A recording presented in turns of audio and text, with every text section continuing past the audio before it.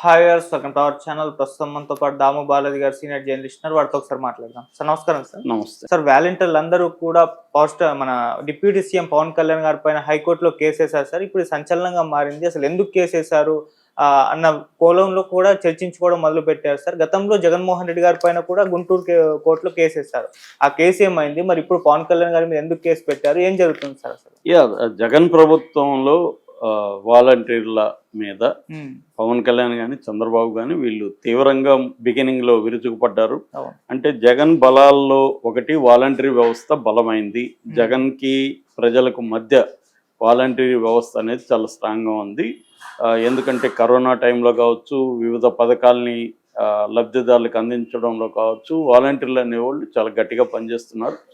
జగన్ తీసుకొచ్చిన గొప్ప వ్యవస్థ వాలంటీర్ వ్యవస్థ అన్న ఇది వచ్చింది. జనంలో కూడా వాలంటీర్ల పట్ల ఓవరాల్గా పాజిటివ్ ఇది ఉంది. 50 ఇండ్లకి ఒక వాలంటీర్ ఉండడం, వాళ్ళ 50 ఇండ్లలో ఏ అవసరాలు వచ్చిన వాలంటీర్ పోయి తీసుకోవడం, ఇవన్నీ జరిగాయి.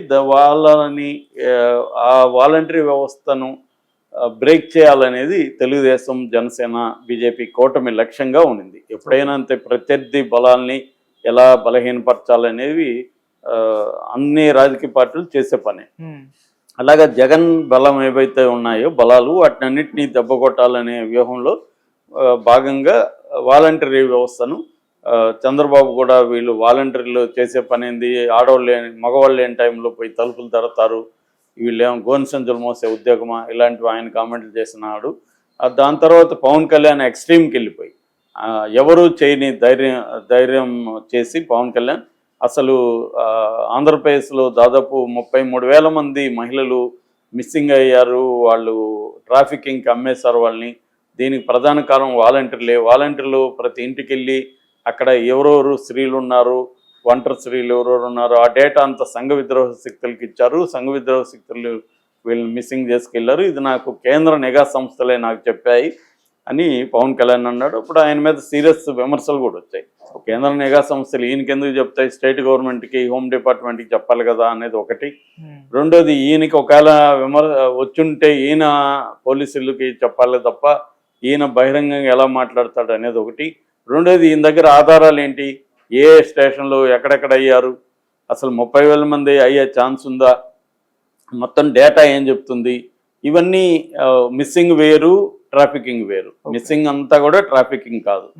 ఇప్పుడు ఎవరైనా ఒక అమ్మాయి ఇంకొక అబ్బాయితో అఫేర్ పెట్టుకుని లవ్ చేసి పారిపోతే కూడా వాళ్ళ ఫ్యామిలీ వాళ్ళు మిస్సింగ్ అనే కేసు పెడతారు, మళ్ళీ వాళ్ళు వస్తారు, ఈ మిస్సింగ్ కేసు అలాగే ఉండిపోతుంది. కాబట్టి మిస్సింగ్ అన్నీ కూడా ట్రాఫికింగ్ కాదు. ట్రాఫికింగ్ అంటే పిల్లల్ని కానీ మహిళల్ని కానీ తీసుకెళ్ళిపోయి వివిధ రకాల పర్పస్లకు అమ్మేయడం. అందులో ఒకటి బ్రోతలింగ్, దీనికి అమ్మేయడం, ప్రాస్టిట్యూట్స్గా మార్చేయడం.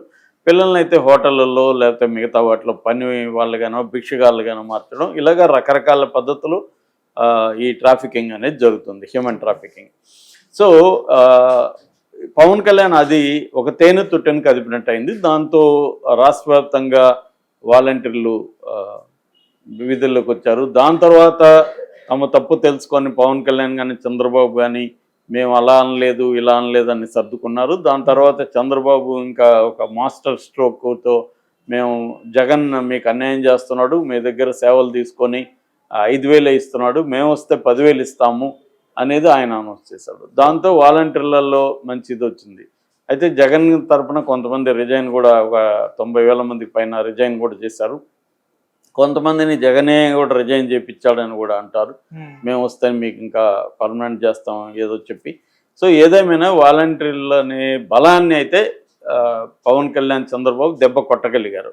అందుకని ఎన్నికల్లో వాలంటీర్ వ్యవస్థ అనేది పనిచేయలేదు. పైగా జగన్ వేరే వ్యవస్థ కూడా జగన్ డెవలప్ చేయలే, వాలంటీర్లనే నమ్ముకొని కూర్చున్నాడు. దాన్ని దెబ్బ కొట్టేశారు వీళ్ళు. జగన్ ఎప్పుడైనా కూడా పార్టీ నిర్మాణాన్ని నమ్ముకొని కార్యకర్తలు నమ్ముకొని ఉంటే కార్యకర్తలు దెబ్బ కొట్టడం అంత ఈజీ కాదు. వాళ్ళు కార్యకర్తలు కాదు, కానీ కార్యకర్తలు అన్నట్టుగా కూడా వీళ్ళు ప్రచారం చేశారు. నిజమైన వైసీపీ కార్యకర్తలకేమో అన్యాయం జరిగింది. ఎందుకంటే వాళ్ళ రోలు గ్రామాల్లో తీసేశారు కాబట్టి వాళ్ళ కంట్రోల్ పోయింది. కంట్రోల్ ఉన్నది ఎవరు, వాలంటీర్లేమో ఈయన దెబ్బ కొట్టగలిగారు చంద్రబాబు, పవన్ కళ్యాణ్. దాంతో వాలంటీర్ వ్యవస్థ జగన్కు ఉపయోగపడలేదు. పోనీ ఆ తర్వాత అన్న చంద్రబాబు ఈ విషయంలో మాట నిలుపుకున్నా అంటే ఇప్పటికి 6 నెలలు అయిపోయింది. ఇప్పటి వరకు వాలంటీర్లకి తను ఇస్తానన్న 10,000 ఇవ్వలేదు. జగన్ ఇచ్చిన 5,000 లేదు. అసలు వాళ్ళకి ఉద్యోగాలే లేవు. అంటే అసలు మీరు లీగల్గా మిమ్మల్ని ఆల్రెడీ జగనే రద్దు చేసిస్తాడు. అది ఒప్పందం 1990 నుంచి 2024 వరకే ఉండింది, అయిపోయింది అక్కడ. సో మిమ్మల్ని మళ్ళీ నేను తీసుకోలేననేది వీళ్ళు ఫస్ట్ నాంచారు, ఫస్ట్ ఏవో చెప్పారు, మెల్లమెల్లగా చేతులు ఎత్తేస్తారు. ఇప్పుడు వాలంటీర్లు రాష్ట్ర వ్యాప్తంగా ఆందోళన చేస్తున్నారు, ఆవేదన వ్యక్తం చేస్తున్నారు, మేము మోసపోయాము అని చెప్తున్నారు. కానీ వాళ్ళకైతే చంద్రబాబు ఇచ్చే పరిస్థితులు ఆల్రెడీ పెన్షన్ 6 నెలల్లో వాలంటీర్ లేకుండా పెన్షన్ ఇవ్వచ్చు అనేది సచివాలయ ఉద్యోగుల్ని పెట్టుకొని చేసేసుకున్నారు. ఇప్పుడు ఇంకా వాలంటీర్ల అవసరం లేదు అనేది తేలిపోయింది. ప్రజలు కూడా ఇంకా అలవాటైపోతే ప్రజలు ఎవరినైనా మర్చిపోతారు కదా, అలాగా మర్చిపోయారు. ఇప్పుడు ఏమైంది, జడ శ్రవణ్ కుమార్ అనే అడ్వకేటు గతంలో తెలుగుదేశానికి అనుకూలంగా ఉండే వ్యక్తి ఆయన. ఆ తర్వాత ఎన్నికల ముందు మరి ఎందుకు మారాడు, ఆయనకి సీట్ ఇవ్వలేదా లేకపోతే ఇంకోటి తెలియదు, కానీ ఆయన తెలుగుదేశానికి యాంటీగా మారాడు. మారిన తర్వాత ఇప్పుడు ఈ మధ్యలో ఏం జరిగింది, గతంలో ఒక జీవో కూడా జారీ చేసింది ఆంధ్రప్రదేశ్ జగన్ ప్రభుత్వం. పవన్ కళ్యాణ్కి వ్యతిరేకంగా కేసు పెట్టడానికి ఒక జీవో కూడా చేసింది. అప్పుడు పీపీ కూడా గుంటూరు అడిషనల్ డిస్ట్రిక్ట్ కోర్టులో పిటిషన్ వేశాడు పవన్ కళ్యాణ్కి వ్యతిరేకంగా. ఆ కోర్టు సమన్లు కూడా జారీ చేసింది. అట్లాగే 2 మహిళా వాలంటీర్లు మా వల్లనే ఇలాగా మహిళలు మిస్సింగ్ అంటున్నాడు, ఇది ఆయన దగ్గర ఏమీ ఆధారాలు లేకుండా మమ్మల్ని బదనాం చేస్తున్నాడు, ప్రజలను మా పట్ల వ్యతిరేకత పెంచుతున్నాడని కోర్టులో కేసు వేశారు. అయితే ఇప్పుడు కూటమి ప్రభుత్వం వచ్చినాక ఆ కేసుని విత్డ్రా చేసుకున్నది.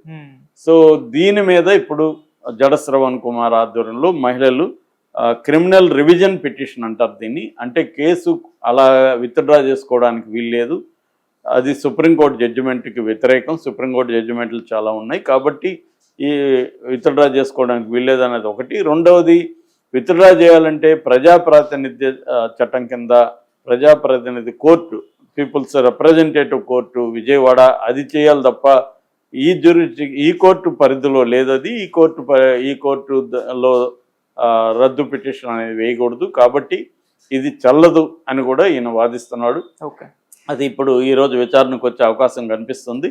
విచారణకు వస్తే మరి కోర్టు ఏం చెప్తుంది, ఆయన మీద కేసు ఉంచాలని చెప్తుందా, తీసేయడం కరెక్ట్ అని చెప్తుందా, తీసేసే అధికారం ఆంధ్రప్రదేశ్ ప్రభుత్వానికి ఉందంటుందా లేదా అనేది చూడాలి. ఒకవేళ కోర్టు జడ శ్రవణ్ కుమార్కి అనుకూలంగా ఇస్తే ప్రభుత్వం ఏమన్నా సుప్రీంకోర్టుకి వెళ్తుందా, లేదా జడ శ్రవణ్ కుమార్కి వ్యతిరేకంగా కోర్టు ఉత్తర్వులు ఇస్తే జడ శ్రవణ్ కుమార్ ఏమన్నా సుప్రీంకోర్టుకి వెళ్తాడా, ఇది ఇంకా కంటిన్యూ అవుతుందా అనేది చూడాలి, లేదా త్వరగా తేలుతుందా ఈ కోర్టులో అనేది కూడా మనం చూడాలి. ఏదేమైనా వాలంటరీ గొడవ అనేది లైవ్లీగా ఉంచే విధంగా కనిపిస్తుంది. ఒక పక్క వైసీపీ కూడా దీన్ని ఉపయోగించుకొని వాలంటీర్ని రెచ్చగొట్టే అవకాశం ఉంది. ఏదేమైనా దానివల్ల కూటమికి పెద్ద నష్టం అయితే ఏమీ లేదు. వాలంటీర్లు ఆల్రెడీ ఇప్పుడు చాలామంది, నేను ఆ మధ్య కూడా మొన్న ఒక ఊర్లో ఏదో అమ్మాయిలు దొరకట్లేదు అంటా ఉన్నారు అంతకుముందు ఒక ఇన్స్టిట్యూట్లో. ఇప్పుడు చూస్తే 33 మంది చేరారు. ఎలా చేరారంటే వీళ్ళందరూ ఒకప్పుడు వాలంటీర్లు సార్, ఆ ఉద్యోగాలు పోయినాక దీంట్లో చేరారు అని చెప్తారు. ఖాళీగా ఉంటారు కదా, ఏదో ఒక దాంట్లోకి వెళ్ళిపోతారు. సో ఎవరో వెళ్ళిపోలేని వాళ్ళు ఇంకొకరు, ఎందుకంటే 5,000కి